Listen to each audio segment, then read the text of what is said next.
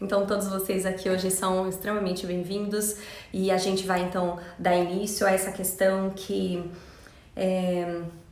a pandemia, né, nos trouxe e qual é a situação da mulher. Hoje saiu uma das notícias de manchete, né, no jornal O Globo. Né? Então o jornal o Globo hoje tratou da questão do trabalho invisível das mulheres. Vocês sabem que eu lancei uma pesquisa, um link, que a pesquisa ficou aberta durante 25 dias para vocês terem acesso e responderem a partir da realidade de vocês. Então essa pesquisa ela é um extrato da realidade de vocês. O que é a pesquisa? Eu coloquei dentro de um documento onde vocês poderiam responder de forma anônima e segura, sigilosa, né, perguntas a respeito da tua realidade na pandemia. Então a pesquisa se chama Mulher e Isolamento, a questão dos relacionamentos, do trabalho e da violência dentro das nossas casas. E eu selecionei aqui, como eu disse, 4 tópicos, eu selecionei 4 itens que apareceram de forma bem gritante nessa pesquisa e que eu quero começar a distribuir para vocês para que a gente comece a refletir. Já são quase 100 dias de isolamento. A pandemia nos trancou dentro de casa com as nossas famílias. Então, qual é a realidade, né? Essa pandemia nos trouxe insegurança, medo. Eu desejo de coração que todos vocês que estão me ouvindo estejam bem, estejam seguros, estejam com saúde, né? Nós estamos com números alarmantes no nosso país, então tantas dificuldades que a gente está vivendo hoje a partir disso. Não só lá fora, sendo contaminado pelo vírus e podendo, né, sofrer penalidades físicas, né, que levam até a morte, mas especialmente a questão, o quesito da mulher, a questão do cuidado da mulher dentro das nossas casas. Tinha uma pergunta bem interessante que era a respeito de como é que você tá dentro da sua casa. Então, uma pergunta interessante era se você estava dentro da sua casa com algum idoso. E da totalidade, 20 a 30% das mulheres que responderam disseram sim, na minha casa tem idoso. Quer dizer, eu sou uma adulta e meu pai, ou minha mãe, ou meus avós estão comigo dentro de casa. Eu quero ressaltar isso porque nesse mês é o mês de enfrentamento à violência contra o idoso. Hoje a doutora Edinalva, né, que está aqui nos ouvindo, nos posicionou bastante a respeito disso em posts super importantes, né, de Instagrams que falam sobre essa tocada, sobre esse levante.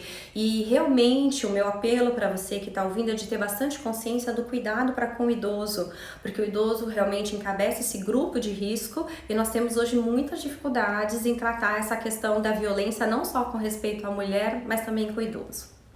Mas a quarentena, ela apontou questões que são fundamentais. E uma delas que eu quero ressaltar aqui para vocês é a questão do serviço doméstico.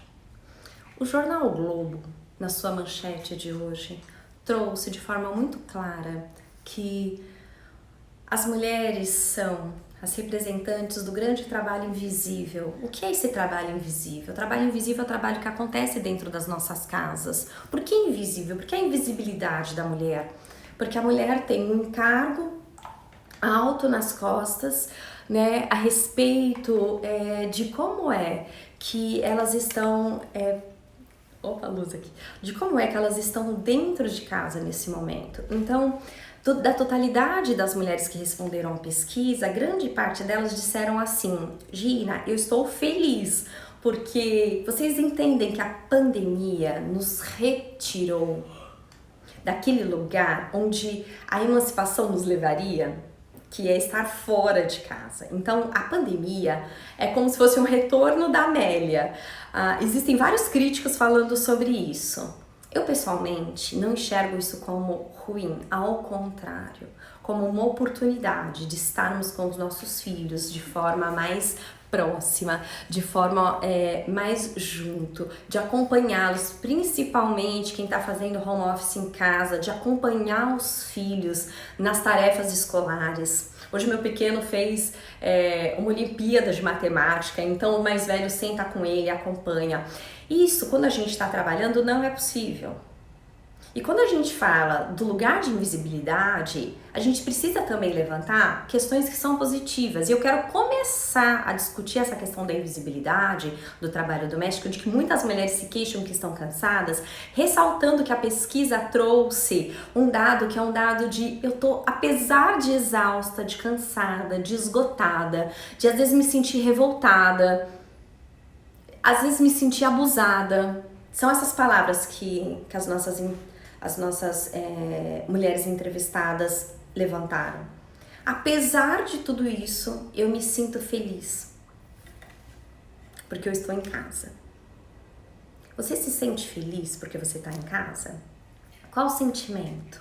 O meu é de alegria e de alento. Por quê? Porque eu estou num lugar com um lugar de segurança, com os meus filhos. Então, meu coração, apesar de várias tarefas, da gente ter que trabalhar, da gente ter que cumprir a agenda, de fazermos tantas coisas, de assumirmos muitas vezes a cozinha, a tarefa doméstica, a retirada de lixo, etc.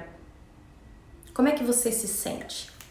Eu quero que você ressalte. Um dos fatores importantes psicológicos é a gente ter a capacidade de, apesar de estarmos vivendo um momento de adversidade, nós levantarmos um item que é um item positivo. Algo dentro da gente que é relevante, positivamente, que me traz à memória sentimentos que são agradáveis. Então, o primeiro que eu quero ressaltar é que muitas mulheres que têm bastante consciência, elevada consciência, disseram: eu tô, apesar de muito esgotada, feliz porque eu estou dentro de casa com os meus meninos, com as minhas meninas, com os meus filhos. Uma oportunidade que outrora eu não teria. Então isso é um lado bom. O lado ruim é que nós temos, de fato, a questão, primeiro, da invisibilidade do trabalho. E isso traz uma ideia de que o próprio Estado, que o próprio Estado precisaria dar conta disso. O ano passado, o Instituto Locomotiva, liderado, coordenado, dirigido pelo Renato Meirelles, um grande amigo, levantou um número que foi um número assustador a respeito do quanto as mulheres deveriam receber em termos financeiros se elas fossem pagas pelo serviço doméstico. Se você que está aí me assistindo, me ouvindo, tenha claro, quanto é que custa o teu trabalho doméstico? Que é aquele trabalho invisível, que é aquele trabalho que se consome. A gente acabou de lavar a louça já está toda lá. Quer dizer, como é que eu lido com a cama para arrumar, o banheiro para tirar lixo, para lavar e etc. Esse trabalho ele se consome em si mesmo. Então, o Instituto Locomotiva levantou a questão de que se fossem pagos e fizeram uma conta, e esse número deu em R$1 trilhão. Esse número impacta o tempo de aposentadoria das mulheres. Talvez a gente pudesse se aposentar antes dos homens. A gente já pode, né? Mas a ideia é por tempo de serviço e o serviço doméstico contando. Eu sei que tem várias meninas aqui, minhas companheiras de luta, e que trabalham assessorando políticos e governantes. É importante a gente ter essa noção, para que lutemos, para que engajemos junto nas plataformas sobre o trabalho da mulher a questão que é a visibilidade e quanto custaria o trabalho doméstico. Quantas vezes você foi para a pia e lavou louça hoje? Você já fez almoço, já fez jantar? Nós já estamos 21 horas e 18 minutos. Seus filhos já jantaram? Você já jantou? Já recolheu tudo da mesa? Minha mesa já foi recolhida aqui, ó, já tá toda arrumadinha. Esse custo é o custo do trabalho. Existe uma discussão enorme a respeito da divisão de tarefas de gênero, que as mulheres chegam em casa e continuam trabalhando. E os homens chegam em casa e muitas vezes sentam no sofá, ligam a televisão, sapeiam e ficam buscando, tipo, o que a gente vai comer? Tem alguma coisa para beber? Traz uma cervejinha, traz uma geladinha, me serve de água. Então, a reeducação de gênero, ela implica em minimizarmos, primeiro, a questão da invisibilidade da mulher e do trabalho dela, e depois equalizarmos as questões do trabalho dentro de casa. Essa matéria do Globo que saiu hoje na manchete dá conta de que as mulheres encabeçam o serviço doméstico e elas operam de forma doméstica 20 horas a mais do que os homens dentro do lar. 20 horas de serviço doméstico a mais do que os companheiros. Os meninos que estão me ouvindo, fica uma palavra aqui que é uma palavra de consciência. Eu chamo os meus meninos, tira a roupa daqui e leva lá no balde. Tira o lixo, leva lá embaixo. Recolhe a mesa, acabou de comer, coloca dentro da pia. Quais são as atitudes que você ensina para os teus filhos, para as tuas filhas, para que o teu serviço seja menor? Além dessa questão da invisibilidade, existe uma outra que se chama carga mental. O que é a carga mental? A carga mental é o homem virar e dizer: nossa, por que não me chamou? Podia ter me chamado, eu teria feito. Por que não me chamou? A carga mental é uma obrigação invisível que fica sobre os ombros das mulheres. Carga mental. De que forma você pode se dispor a ajudar? Você tá ali no joguinho. Eu sei que muitas mulheres estão relatando aqui questões que são questões domésticas, o trabalho dobrado, né? Coloquei meu marido, né, para ver um dos seus vídeos, isso já mudou o comportamento dele, que bom! Mas a ideia é de você mesma conseguir ir multiplicando isso que eu vou ensinando para vocês com eles, com carinho, com amor, com afeto, de solicitar pro marido, pro companheiro, pro namorado: faz tal coisa para mim, para você me ajudar? Para você não colocar toda essa carga sobre mim. Porque a carga mental é essa indisposição de perceber que poderia ajudar. E a carga mental nos adoece. Então, essa é uma questão importante que eu quero colocar aqui para vocês, que apareceu bastante na pesquisa. Um outro quesito que eu separei é o tema sobre vítimas de violência. 6 mulheres, de mais de 200 mulheres entrevistadas, 6 relataram abusos e violência física. E mais de 40 mulheres relataram violência psicológica. No universo de 212 entrevistadas, 6 violência física, machucaram o corpo delas. Mais de 40 violência psicológica. É um índice altíssimo. É algo gritante em termos de o quanto é que isso representa. Olha só, a pesquisa, ela recorta um extrato pequenininho da sociedade. De mulheres que se dispuseram a colaborar com um instrumento, que é um instrumento de levantamento da realidade. Levantamento do que passa dentro da sua casa.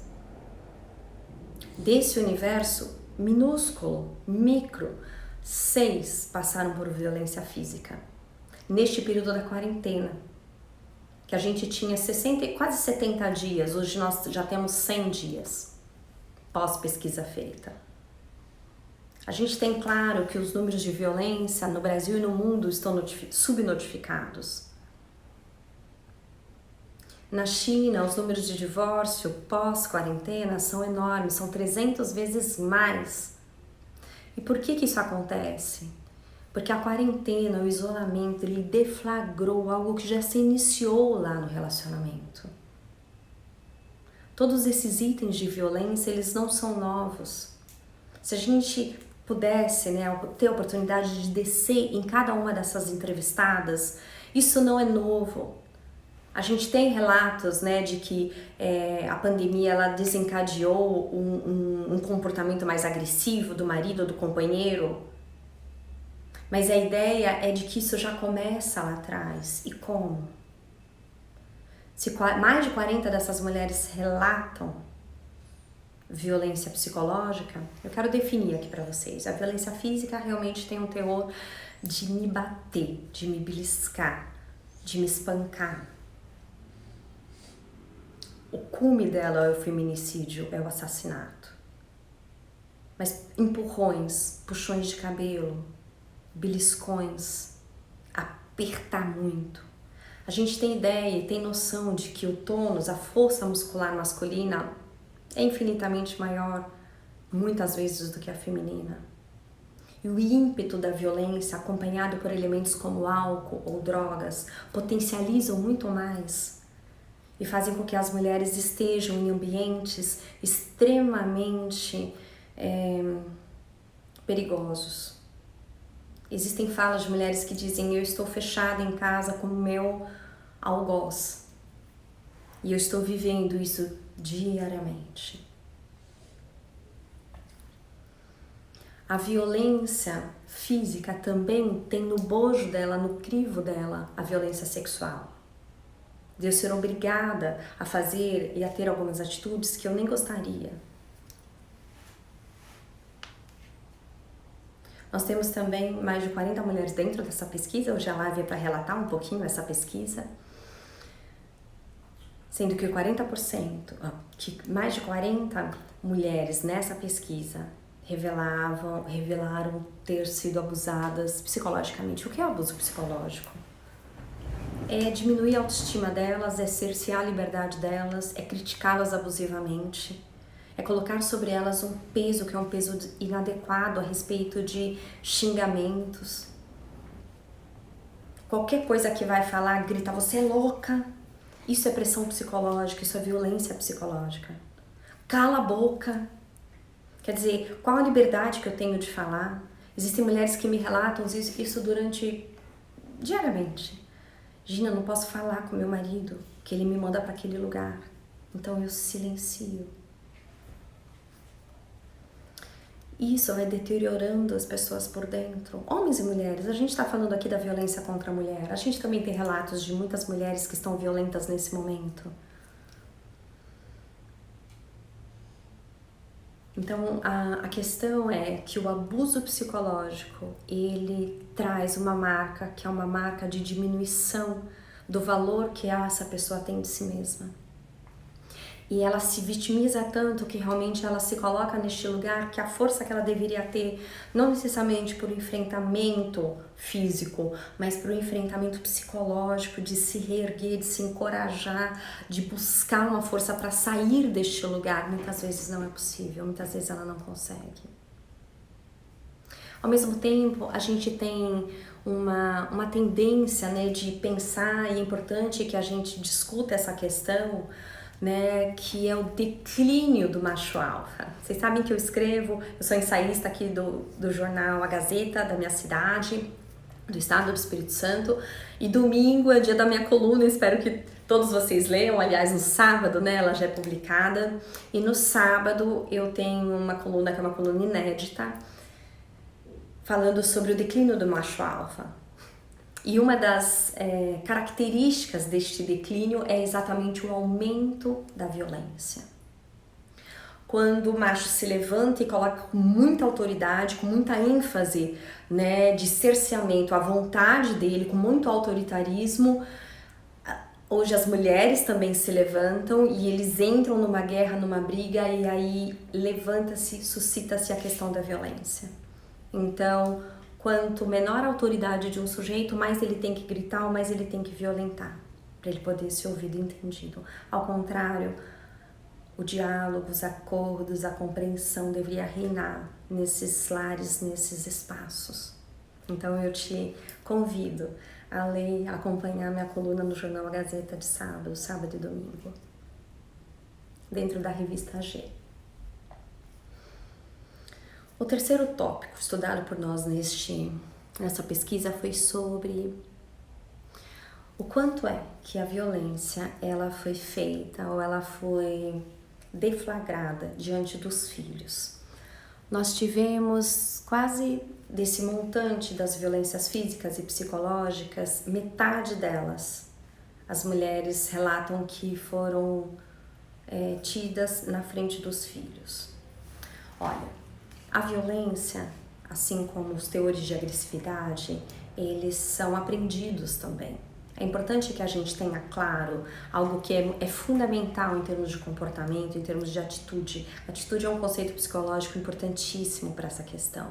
Se eu vivo num ambiente onde é legítima, onde se permite a agressividade, a violência, eu aprendo como filho, como criança. Então, há dois recortes: ou eu me defendo e me torno cada vez mais diminuto, muito tímido, inexpressivo neste ambiente, porque eu tenho medo de ser vítima dessa violência que eu vejo fazer com minha mãe. Isso para meninos e meninas. Ou eu me torno coparticipante desta atitude, até para poder quem violenta não se voltar contra mim. No caso, o filho proteger a mãe ou ter alguma atitude de enfrentamento. Então, numa primeira opção, essa criança se retrai e fica muito reprimida, castrada, mas numa segunda opção, que é o que muito acontece em termos de atitude psicológica, ele se coloca como ligado àquele que violenta e ele começa com microviolências. Existem muitas mães, isso não é incomum, muitas mulheres dizerem que temem que o filho bata nelas, que o filho levante a mão contra elas. Olha que situação muito chocante, muito difícil, que é relatada e é retratada em vários estudos a respeito de como é que essa violência se perpetua intergeracionalmente. Então existe uma tendência de meninos e meninas que participam, que acessam essa realidade, que é uma realidade violenta, de perpetuar neles também a violência. Também comportamentos que são comportamentos de pura agressividade. Entendem? Até como forma de se protegerem do ser agressor, daquele que oprime muito por causa da braveza, por causa do desequilíbrio, por causa da gritaria, por causa do xingamento, por causa de atitudes que são atitudes de ameaça e etc. Então essas frases, se você fizer tal coisa, eu vou... Então assim, são muito comuns nesse ambiente, porque é um ambiente para paralisar o outro e para a vontade dele sempre estar em primeiro plano e sempre ser atendido.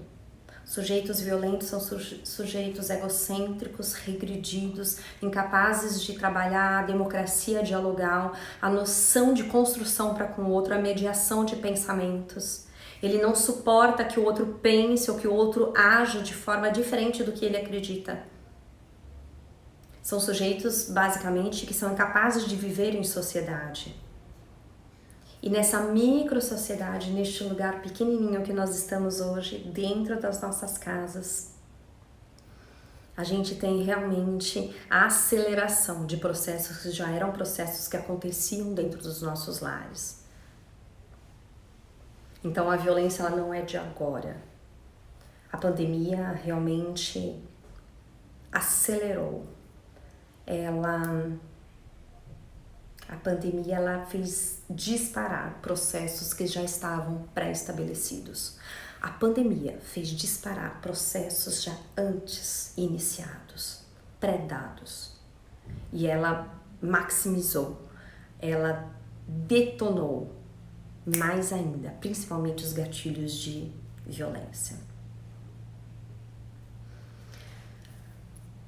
Eu estava comentando que na China, muitos divórcios foram necessários, porque muitos relacionamentos, preste atenção nisso, muitos relacionamentos se sustentam por causa da ausência.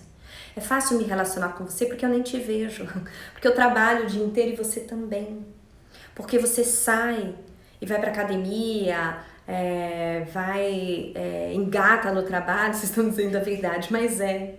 Então, assim, prestemos atenção nesse item, nessa verdade.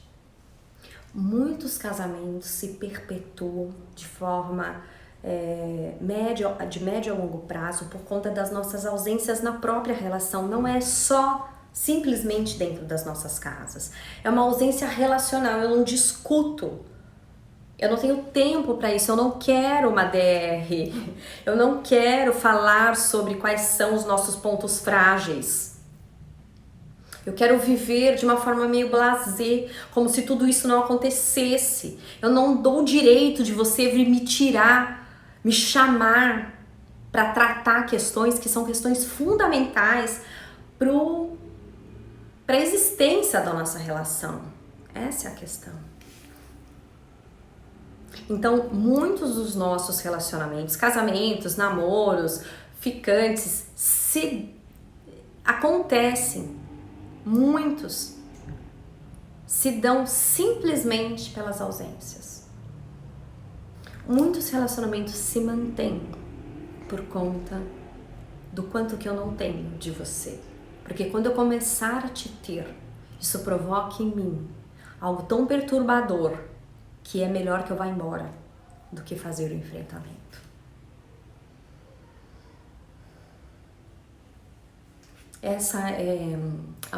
Isso é algo interessante da gente refletir. O teu relacionamento agora, na pandemia, no isolamento, ele tem chances de seguir ou ele vai ruir? Como é que anda a tua casa? Como é que anda o teu lar? E para a gente concluir as questões da pesquisa, o último item é que grande parte dessas mulheres, dessas mais de 40 que sofreram violência psicológica e das 6 que relataram violência física, elas dizem: eu não denuncio. Eu não denuncio porque, principalmente, eu tenho medo do que pode acontecer comigo. Eu não vou denunciar porque ele me oprime, ele promete vingança, ele me chantageia, ele age de forma a colocar sobre mim tantas ameaças que eu não me sinto capaz de aguentar a força, além da agressão, essa aura, esse ambiente, esse clima de alienação dentro do cheiro da agressão. Eu tenho medo de escapar. Primeiro porque eu não sou provedora. A questão da emancipação financeira ela é importante. Eu quero te convidar, amanhã eu vou participar de uma live com a Andrea Pessotti. E a Andrea, ela é uma empreendedora, é uma mulher que tem um traquejo manual, que tem um dom, né, de fazer crochê e que ela não só faz, como ela ajuda muitas mulheres a trabalhar a questão da emancipação financeira através do empreendedorismo feminino. Você é empreendedora? Se você não sai da tutela de alguém que lhe oprime, é por conta do dinheiro? Muitas dessas mulheres relataram: Gina, eu não saio, eu fico presa no meu companheiro porque eu não tenho dinheiro. Eu não tenho como pagar o meu arroz e feijão. Eu não tenho dinheiro para alugar algum espaço, para morar, para escapar de tudo isso. Então eu te convido amanhã a assistir a nossa live com a Andrea Pessotti, amanhã às 20 horas. Eu vou colocar depois aqui para vocês, mas de vocês acompanharem, porque talvez seja uma forma de salvação, de você conseguir se livrar, ou ajudar, ou indicar para uma amiga que consiga. Então, qual é a razão pela qual a gente silencia? O fato de eu silenciar não necessariamente faz com que eu permita que isso continue, que isso siga. Porque a ação violenta é uma ação que realmente é caótica e ela nos coloca diante de um abismo, que é um abismo relacional. E muitas vezes a opressão é tamanha, né, que o opressor é sedutor e ele diz que a culpa é toda sua. Grande parte da violência psicológica, ela tá neste teor, né? Você é louca, você inventa tudo isso, eu não fiz nada e segue a vida como se nada tivesse acontecido. E eu vou somando, eu vou contabilizando os atos agressivos e isso me deteriora, isso me intoxica, isso me apodrece e isso faz com que eu morra. Esses são os principais resultados dessa pesquisa Mulher e Isolamento na Covid. Foi interessante a gente levantar esse extrato que é pequenininho, porque ele é revelador, ele mostra, né, num espaço pequenininho o que realmente acontece na sociedade. Então, de que forma? né? Obrigada, Ellen. De que forma? Você também, querida, é muita luz.